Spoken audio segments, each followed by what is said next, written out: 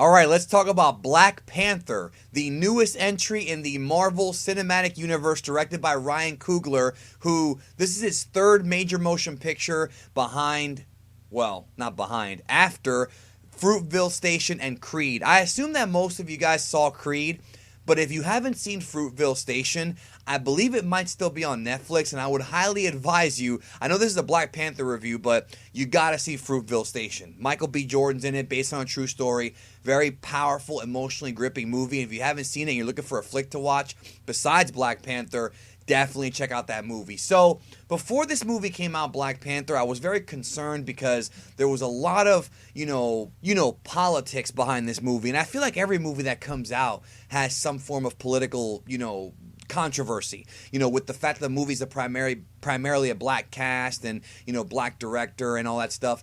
To me, though, I just want to see a great film. I just want to see a great movie. This is not the first superhero movie, with a primarily black actor. That's a myth. This is not the first film that's an all-black cast either. But what matters is it a good movie? And the thing is, I knew when Ryan Coogler got chosen to do this movie that it was in good hands, because he's got two great movies behind him. And I'm not saying he's going to have a flawless career or anything like that, but he's got a track record of making good films, so that's the important thing. Now, I'm not going to go into spoilers until later in this video, and I will give you a warning way ahead of time, alright? So, this is the last movie before Avengers Infinity War, but it does not take place, it's not the newest one in the timeline. The last movie, if you're watching these chronologically, not by release order, the last one's still Thor 3, okay? This one, according to what the film said, I believe it said about a week after Civil War is when this movie starts, and then, of course, more time goes by. They never actually specify when it actually takes place, but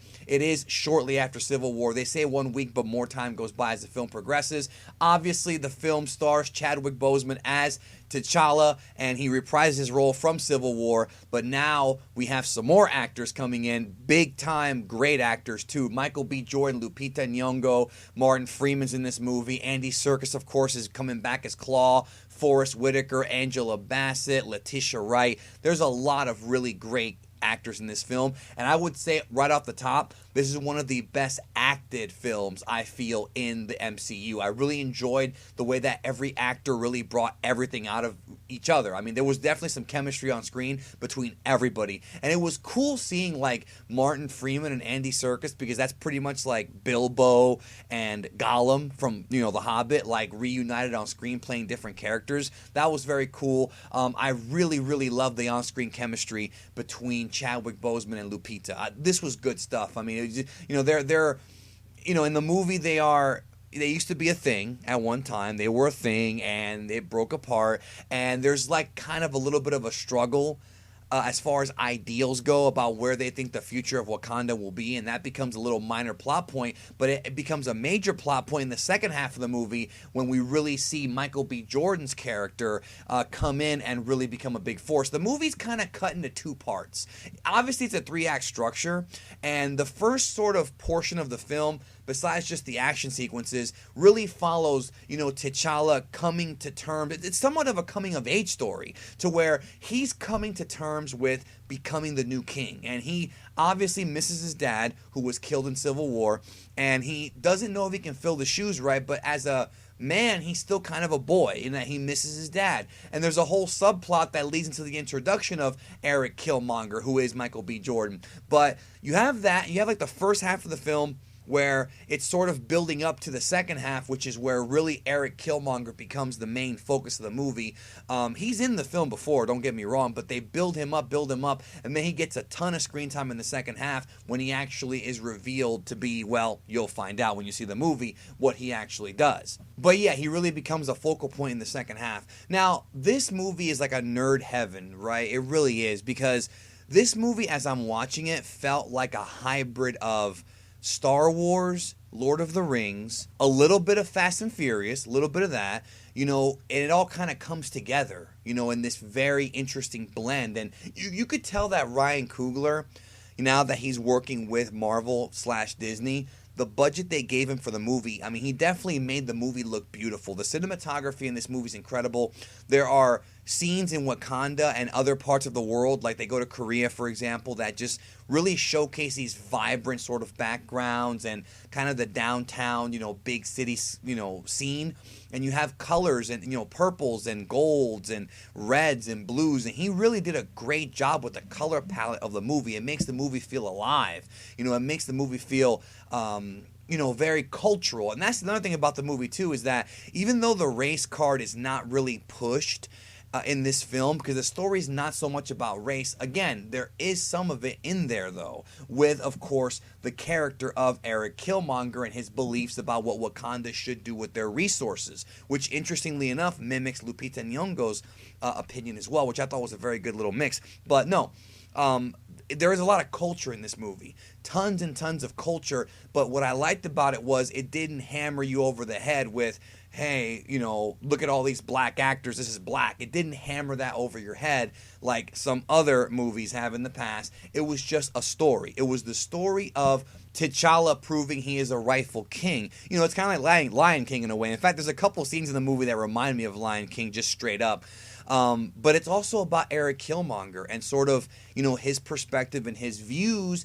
And he is the best villain that we've had in the MCU since Civil War. He is my personal new favorite villain of this franchise, of this whole franchise, because, not only does the character itself have really great motivations that make sense, like when you're watching the movie, you kind of relate to him, and there's some similarities between like the whole Malcolm X and Martin Luther King situation, where Killmonger is kind of like Malcolm X and T'Challa's kind of like, Martin Luther King, this was played up also in like X-Men with like Professor Xavier and Magneto.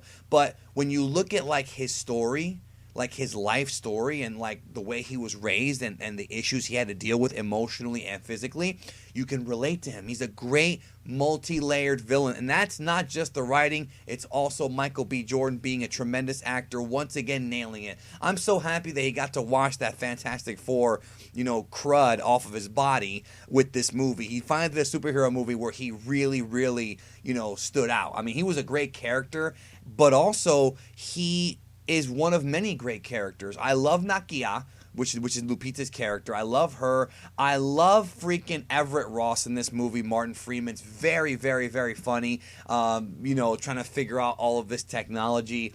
Angela Bassett is great. Forrest Whitaker is in this film as Zuri. He's kind of like the ape from The Lion King. He kind of reminds me of that character. And just everybody's great in this movie.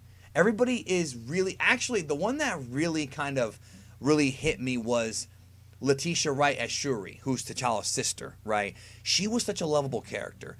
She's this girl who's like, she's young, she's 16, but she's a genius. She's like Bulma from Dragon Ball. She's like a kid genius, and she helped take this Wakandan technology and develop it into something special, which there's actually a scene in the movie that straight up rips off James Bond, where she's like showing him all these new upgraded gadgets for him to use. So again, if you like Star Wars, Lord of the Rings, James Bond, Ninja, Batman, action, all of that's in this movie. Like if you can take a kid to see this movie and he'll dig it because there's so many cool things in the movie. Now, there are people dying in this thing, all right? So, if you're a parent, be aware that people do get offed in this freaking movie. But nonetheless, you're going to get a lot of really awesome little, niche film kind of visuals and action. It's an action-packed movie. And I'll share this with you. One thing about Ryan Coogler that really surprised me as far as pacing and editing went is that just when I thought the movie was going to because there was a part in the movie close to the third act where I thought it was starting to drag a little bit. I'm like, okay, this is starting to drag. When are we going to get to the big finale?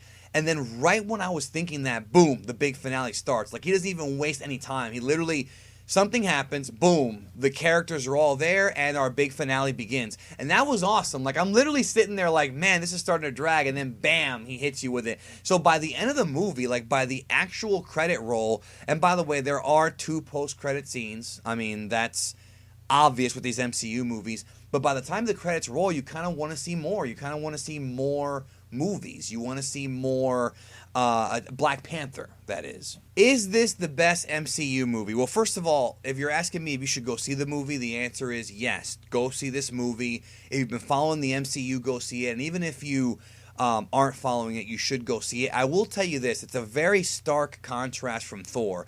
There is some humor in this movie. Don't get me wrong, but there's maybe about 4, 5, maybe 6 jokes in the entire movie. It's not a comedy like Thor 3 was at all. It was pretty deathly serious for the most part, but it was refreshing. You know what I mean? It was very refreshing and very different, and I like that. I want different kinds of MCU movies. I don't want them all to be kind of the same, which I do worry about, that these are going to start being kind of too similar. I've criticized that before. This one was definitely different, and what really made this movie stand out for me, what I think really made the film special, was the characters. I mentioned that earlier. I think this movie may, and I have to think about it, but I think it may actually have the strongest cast of characters of any MCU movie. And what I mean by that is, like, not strongest as far as like power. That's not what I'm talking about. I mean like the characters and their interactions and the way they act, the way they speak, the things they do are either really cool or really interesting. And that's all you can ask for.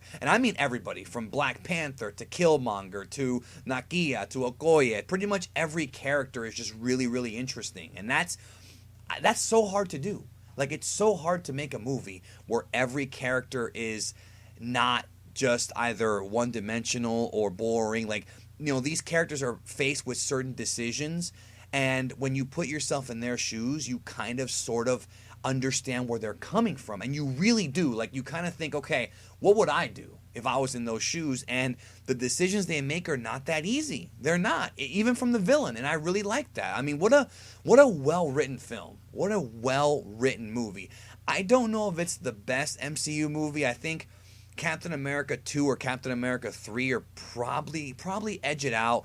Avengers 1 and Guardians of the Galaxy 1 are also up there. I have to really think about it. I might have to see it multiple times. And I will see it multiple times. It was a fun ride with some fun characters, and it really was very different, you know, culturally, visually, the characters. It's a very different movie from the rest of the MCU, and that is what makes it good. That it's different, but it's still a superhero movie, but it's still very different. What a great movie. What a great freaking movie. Go see it. Very, very good movie. We're going to get into spoilers now, okay? So if you don't want to be spoiled, you know, you are warned now. Go see the movie and then come back to this video and hear what I have to say about the spoilers and leave your comments down below about what happens. So, Claw, he died. I was very surprised that they killed off Claw, because Claw is Black Panther's arch enemy, or at least one of them in the comics. I was very shocked they went ahead and killed him, but I understood the purpose because it made sense. You know, when Killmonger showed up with the dead body of Claw to Wakanda, it was like, I did what your king couldn't. And, you know, when they fought, and, you know, the only thing about the movie is that when he threw him over the waterfall or whatever, and we're supposed to believe that he was dead, we know he's not dead because, first of all, it's his movie. Second of all, they show a trailer for Avengers Infinity War right before this movie. It's like, yeah, he's in that movie, so we know he doesn't die or anything. But it was still a great scene, and it was shocking how Killmonger just took out Forrest Whitaker like that. You know, he's like, you both die. Like, you know, he was a dick, but by the end of the movie, they kind of tried to redeem him, and he showed himself to be a man of morals. You know, at the end when he stabs himself and kind of says, you know, you could redeem me, but I'm too stubborn. I've lived this life of pain. Now I want to be with my father and the ancestors, you know, in the afterlife. You know, and that was cool. And I loved how in the movie they show you kind of the, you know, the afterlife, so to speak, where T'Challa talks to his dad and Killmonger talks to his dad. And that was really amazing stuff, and something that hasn't really been talked about or discussed, you know, in the MCU as of yet. We didn't really see things like this before. And I also love the idea, and I think Ryan Coogler may have been playing with metaphors here, but I love the idea about how Wakanda, you know, to the rest of the world appears to be this sort of third world country, kind of savage land, so to speak. No pun intended when I say savage land, but in reality it's this highly technological, you know, advanced, you know, civilization, because I feel like that happens in the real world. You know, people think that Africa is just a bunch of, you know, not everyone, people who are uninitiated, they believe that Africa is just a bunch of jungles with savages, and that's not true. That's how the media will portray it. Africa, there are parts of Africa that have endless fields, There are precious minerals in Africa. There are cities filled with technology. You know, this whole idea of Africa, and I'm saying not everyone thinks this way. Most people are smart by now, but for years, Africa was portrayed as being like that, and it's really not like that. I mean, parts of it are, but it really isn't. So I don't know if Ryan Coogler was kind of playing with the metaphor there or not, but I think it fits for the movie. What a great movie. The fight scenes I thought were fun. I thought the sequence in the city in Korea, the Fast and the Furious sequence, was probably my favorite one because everybody was awesome. The holographic car, module thing was awesome. The shootout in the Korean club was like, it was unique, but it really reminded me of a John Woo film. Like, it really brought that kind of aspect back. That was cool. I mean, there's really no portion of this movie that I can say I didn't like. I liked every second of this movie. I liked every second of it, and that to me makes it a great film. It's hard. And again, it's hard to make these movies now because there's so many of them. MCU, there's 3 Marvel movies a year, and that's not including whatever DC puts out and the other, Deadpool, the Fox, and Sony. There's a lot of comic book movies, but it's hard to make them unique because it's comic book stuff. But this one really was done differently, and luckily they had great actors, great characters, a great script, and really a great culture, and I thought that was great. So go see Black Panther. Obviously you've seen it if you're still listening, because this is my spoiler review at this point of the video, but I will be doing a discussion about Black Panther probably on this channel in a couple of days. I'm going to get some people to do it with me, just having a discussion about the movie, just doing like a second review, I guess, kind of going through and talking about what we really liked and whatnot, and where they could go for a sequel. But this was a great movie. Like, if they don't do a sequel, it'll be a bummer, because they have a lot of great characters, but it's one of those things where if they don't do it, it's okay, because this movie by itself stands out. It's a standalone great movie. Even if there was no MCU, this movie by itself stands out. Not to mention that I really liked how they treated Bucky in the end credit scene, the post-credit scene, because they didn't have him coming out and like talking about, oh, we're about to go to war with, some space alien. No, it just came out like coming to his senses, starting to slowly recuperate, getting ready for what's coming, this May with the next Avengers film. So I thought that was effective, in my opinion. And let me tell you something, brother. When this guy goes to the UN and talks about, they're going to help the world with their technology, they're going to need it come May, for sure.